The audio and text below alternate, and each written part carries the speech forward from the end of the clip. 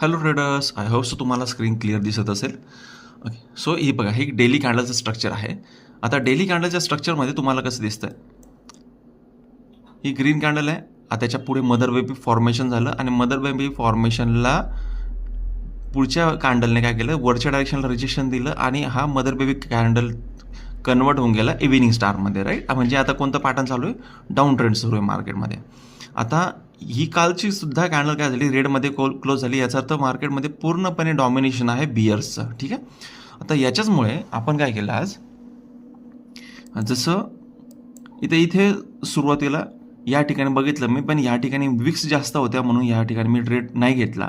आता या ठिकाणी मी ट्रेड प्लॅन केला बघा. आता इथे ट्रेड मी कसा प्लॅन केला, एक्झॅक्ट सेम जसं तुम्ही डेली कॅन्डलला बघता. माझा ट्रेड इथे आहे. आता याच्यामध्ये 100 USDच्या जवळपास प्रॉफिट चालू आहे आणि याच्यामध्ये मी तुम्हाला याच्यावर क्लिक करून दाखवतो.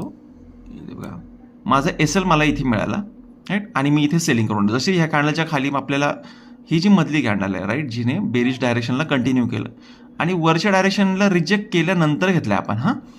रेड कॅन्डल बनली म्हणून डायरेक्ट ट्रेड घ्यायचं नाही. हिने काय केलं आहे, वरच्या डायरेक्शनला रिजेक्शन दिलं, मग खाली क्लोजिंग करते. सो तिच्यामुळे मग मी हिच्या खालच्या डायरेक्ट कंटिन्युएशनला ट्रेड घेतला आणि आता तो ट्रेड प्रॉफिटमध्ये चालू आहे, ठीक आहे.